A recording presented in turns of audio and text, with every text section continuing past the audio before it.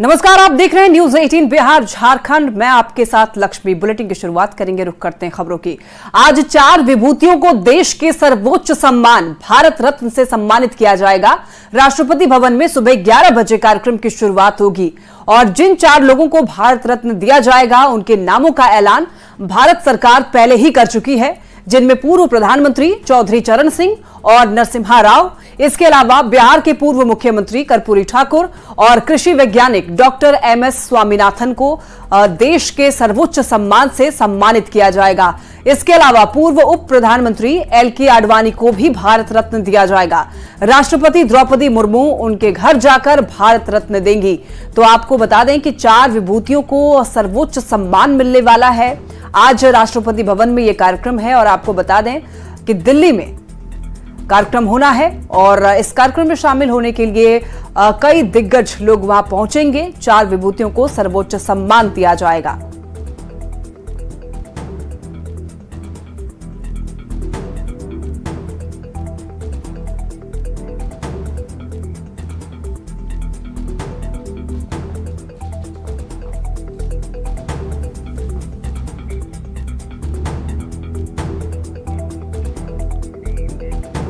राष्ट्रपति भवन में आज जननायक कर्पूरी ठाकुर को मरणोपरांत भारत रत्न सम्मान मिलेगा। समारोह में शामिल होने को लेकर सीएम नीतीश कुमार दिल्ली पहुंच चुके हैं। जेडीयू सांसद संजय झा भी सीएम नीतीश कुमार के साथ दिल्ली पहुंचे हुए हैं।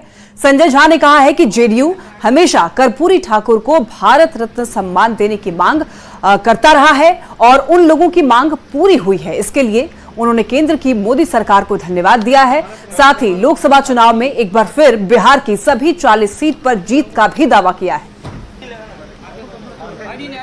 ये बहुत बड़ी बात है, खास करके जितने समाजवादी हैं या बिहार के लोग या हम लोग की पार्टी या हम लोग के नेता नीतीश कुमार हमेशा ये मांग करते रहे कि कर्पूरी जी को भारत रत्न मिलना चाहिए और हम केंद्र सरकार को और प्रधानमंत्री जी को, श्री नरेंद्र मोदी जी को बिहार की जनता के तरफ से, देश के लोगों की तरफ से धन्यवाद देते हैं। ये बहुत ही गौरव की बात है कि स्वर्गीय कर्पूरी ठाकुर जी को भारत रत्न कर दिया। इंडिया अलायंस में सीटों का बंटवारा हुआ, लेकिन पूर्णिया को लेकर के विवाद लग रहा है। पप्पू यादव ने कहा है कि हम चुनाव लड़ेंगे, कांग्रेस के खाते में वो सीट गई नहीं है। मैं इस पर कोई टिप्पणी नहीं करूंगा। मैं तो ये बता सकता हूं कि एनडीए बिल्कुल परफेक्ट अलायंस के साथ चुनाव लड़ रही है और 40 सीट बिहार में स्वीप कर रही है। इतना मैं जरूर कह सकता हूं कि आपने देखा होगा जिस हिसाब से हम लोग का सीट का बंटवारा हुआ है, जो कैंडिडेट का अनाउंसमेंट हुआ है, कहीं कोई कंफ्यूजन नहीं है और जनता के मन में क्लियर है कि अगली सरकार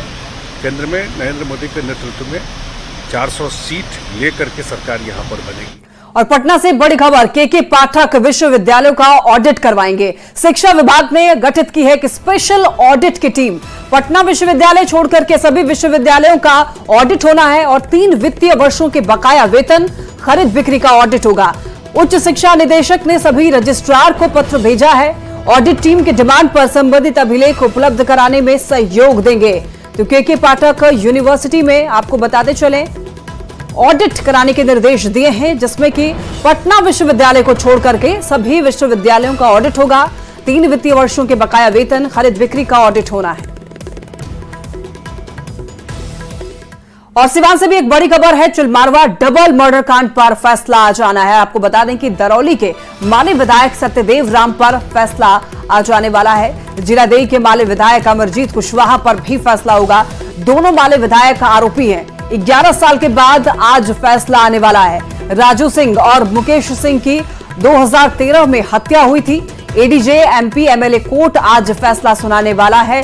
11 साल के बाद ये फैसला आने वाला है, जिसको लेकर के आज बता दें आपको कि सभी की निगाहें कोर्ट पर टिकी हुई है। ज्यादा जानकारी के लिए मृत्युंजय हमारे साथ जुड़ रहे हैं। मृत्युंजय, क्या जानकारी मिल रही है? आज 11 साल के बाद फैसला आना है, तो पूरी जानकारी दीजिए।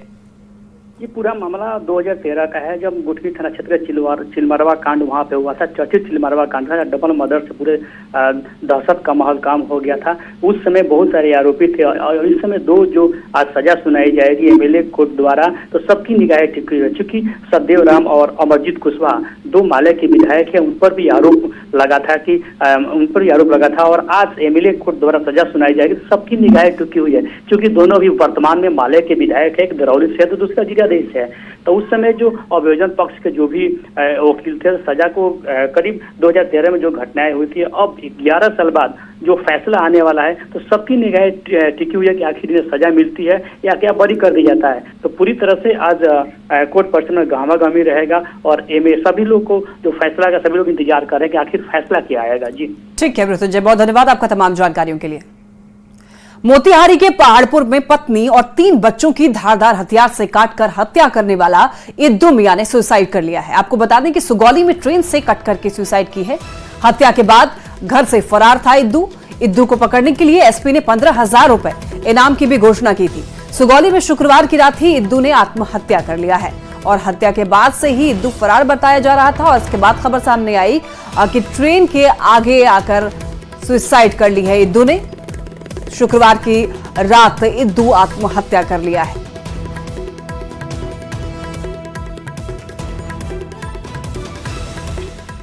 बिहार में इंडिया अलायंस में सीटों का तालमेल हो गया है, लेकिन बिहार के डिप्टी सीएम विजय सिन्हा ने सीटों के इस समझौते को एक क्षेत्रीय पार्टी आरजेडी के सामने राष्ट्रीय पार्टी कांग्रेस का समर्पण बताया है। विजय सिन्हा ने कहा है कि आरजेडी और कांग्रेस के बीच ये समझौता भ्रष्टाचार और परिवार का समझौता है, तो ऐसे में इस सीट बंटवारे से विपक्षी गठबंधन को कुछ भी हासिल नहीं होने वाला है। थके हारे, लाचारी और बेबसी में एक तरह से अंतिम समझौता राष्ट्रीय दल के लोग कहते रह गए कि अभी समझौता, अभी सीट नहीं डिक्लेयर हुआ है। उसके बाद लोग यहां सिंबल बांटते रहे और नॉमिनेशन कराते रहे। तो अब उनके पास, कांग्रेस के पास बचा क्या? पीछे हटने के अलावे और जो क्षेत्रीय पार्टी के राजद के लोग कहें कल जोर के स्वीकारने के अलावे उनके पास बचा क्या? और दुर्भाग्य है कांग्रेस का कि अपने आत्मसम्मान को छोड़ के, आत्मसम्मान को बेचकर इस तरह से एक परिवारवादी, वंशवादी, भ्रष्टाचारियों की जमात से समझौता कर ले।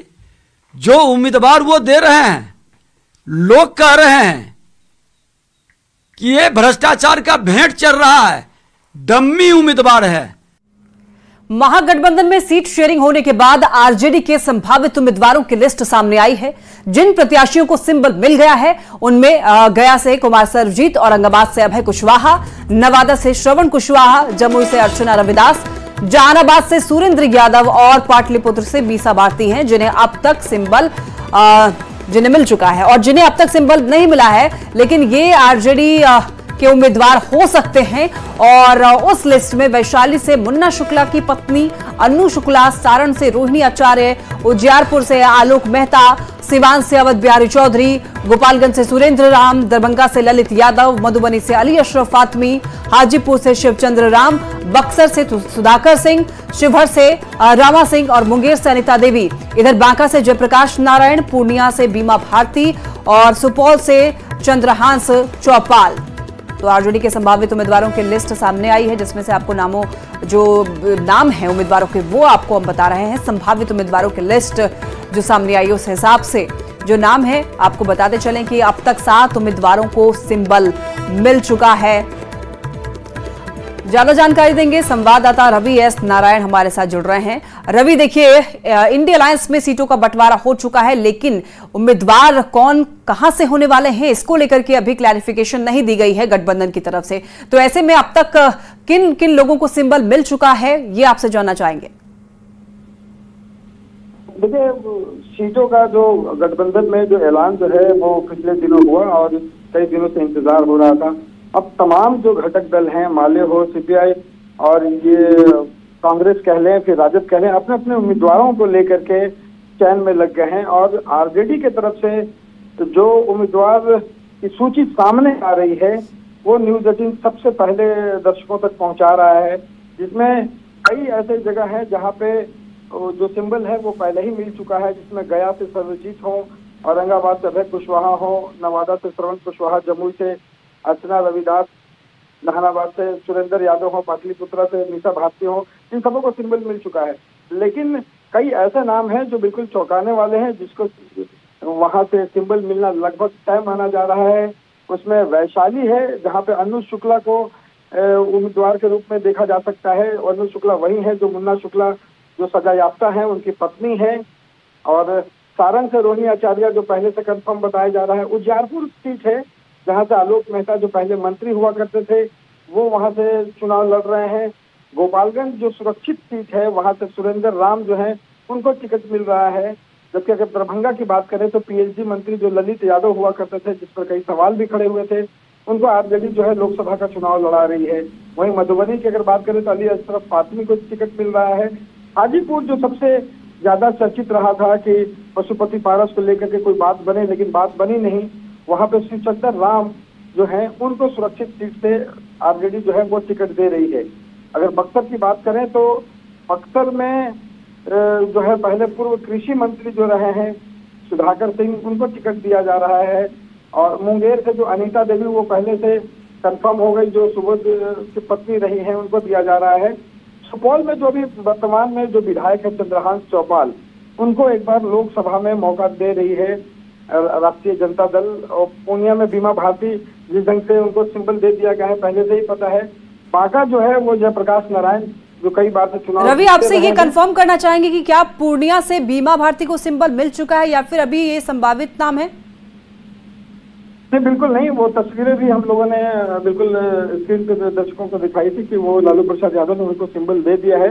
और वो सिंबल अब किसी कीमत पे पप्पू यादव भले ही अपनी ताकत लगा रहे हों, लेकिन वहां से आरजेडी रोल बैक करने वाली नहीं है। और पूर्णिया सीट जो है वो राष्ट्रीय जनता दल के पास ही रहेगी और वहां से राष्ट्रीय जनता दल के बीमा भारती जो है वो चुनाव लड़ेगी।